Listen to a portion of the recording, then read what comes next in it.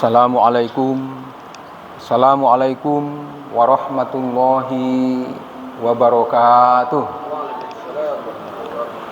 Alhamdulillahi rabbil alamin alladzi an'amana bi ni'matil imani wal islam. Wassalatu wassalamu ala nabiyyina Muhammadin khairil anam wa ala alihi wa ashabihil kiram. Asyhadu an la ilaha illallah wa asyhadu anna Muhammadan abduhu wa rasuluh sallallahu alaihi wasallam la nabiyya ba'dah. Amma ba'du. Qala Allah ta'ala fi kitabihil karim. A'udzu billahi minasy syaithanir rajim. Bismillahirrahmanirrahim.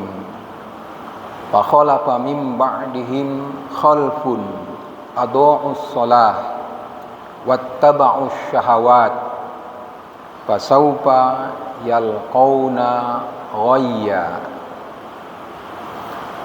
Maka akan datang di belakang mereka generasi setelah mereka yang menyia-nyiakan salat, mengikuti hawa nafsu, maka mereka akan ketemu dengan ghayya atau kesesatan. Kaum muslimin yang dimuliakan Allah, yang terhormat pengurus Masjid Taqwa Muhammadiyah Sumatera Barat beserta jamaah yang terus setia beribadah di rumah Allah ini dengan penuh ketekunan dan kesyukuran. Pada hari ini, dalam waktu yang sangat singkat ini, pengajian diberi judul Fungsionalisasi Salat dalam Kehidupan. Didasarkan pada surat Maryam ayat 59, Allah menegaskan bahwa nanti pada satu saat akan ada generasi yang menyia-nyiakan salat, sehingga mereka mengikuti hawa nafsu dan mereka akan tergiring ke dalam jalan kesesatan, atau dalam tafsir Bahrul Muhit, ghayya itu disebut dengan wadiyan minan nar ba'idum minal jannah. Itu satu danau di neraka jahanam yang sangat jauh dari surga. Kaum muslimin yang dimuliakan Allah, umat Islam di Indonesia ini tercatat lebih kurang 85% sekarang dari jumlah penduduk sekitar 280 juta. Kalau 85% dari jumlah itu, maka sekurang-kurangnya umat Islam mencapai 190 juta. Dan dari 190 juta itu diperkirakan umat Islam yang mukallaf, yang wajib sholat, itu sebanyak 160 jutaan. Cukup banyak. Andaikan sholat ini berfungsi dalam kehidupan umat Islam di Indonesia, maka kehidupan yang ditawarkan oleh Allah bahwa Islam ini sebagai rahmatan lil alamin itu akan ketemu. Tapi bapak-bapak di Indonesia itu tidak bersobok. Di mana sholat umat Islam yang 85% itu di dalam kehidupan nyata itu tidak bersobok, bapak ibu. Kenapa tidak ketemu?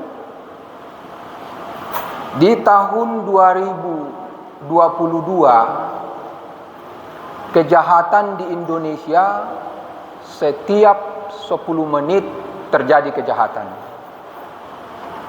Kenapa muncul kejahatan? Kan sholat itu ta'muruna bil ma'ruf wa tanhauna 'anil munkar. Sholat itu akan mampu memproteksi orang, membentengi orang untuk tidak melakukan hal-hal yang keji dan mungkar. Lalu sholat itu di mana? Disinilah problemnya. Yang mengejutkan, tahun 2023, laporan dari Mabes Polri, kejahatan di Indonesia dari Januari sampai April 4 bulan sekitar 120 hari itu mencapai 137.419 kasus kejahatan yang terkuak ke permukaan. Dan rata-rata itu berKTP Muslim. Lalu mana sholat itu yang bisa melindungi orang tidak melakukan kejahatan? Setiap hari terjadi kejahatan, mulai dari yang ringan sampai menghabisi nyawa orang. Dosa besar yang hukumannya sangat tegas dan ditentukan secara qat'i oleh Allah Subhanahu wa taala.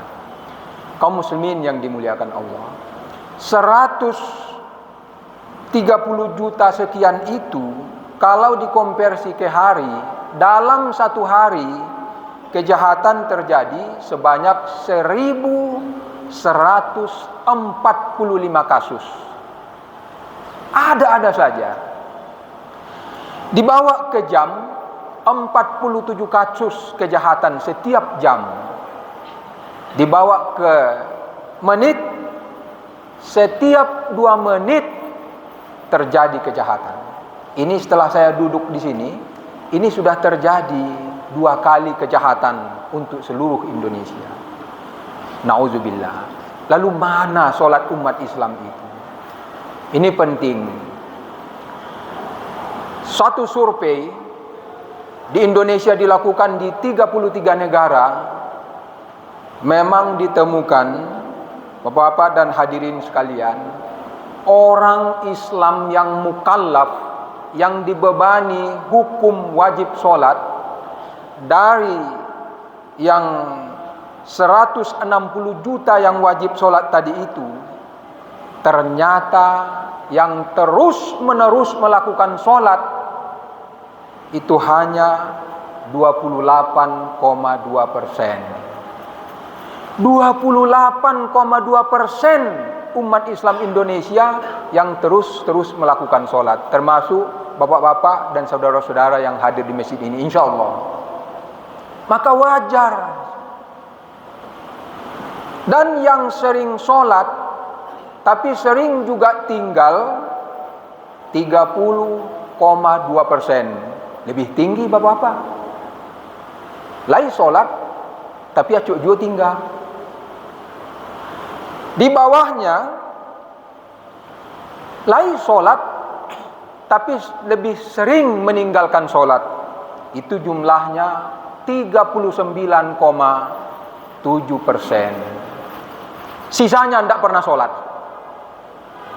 Maka yang betul-betul sholat hanya 28,2%. Sering sholat dan sering tinggal, dan juga sering sholat tapi lebih sering tinggal 70%.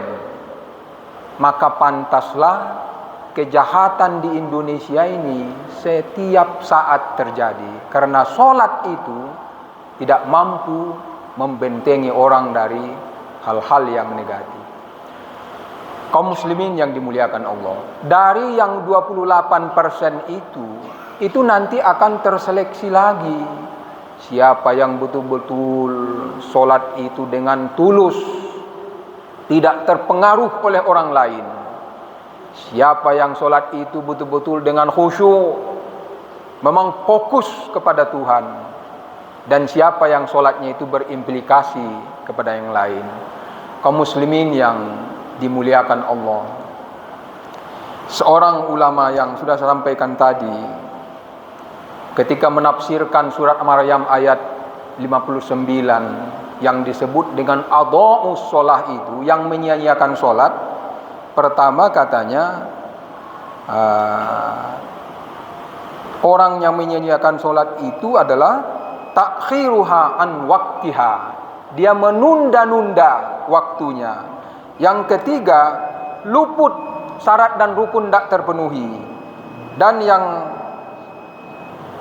selainnya, dia melaksanakan dengan tidak berjemaah. Ini kalau orang pasar ke masjid ku pandu. Tapi ada yang sholat di kadainya, ada yang sholat di emper-emperan, tidak sholat secara berjemaah. Kaum muslimin yang dimuliakan Allah, karena sudah berbunyi, kita tutup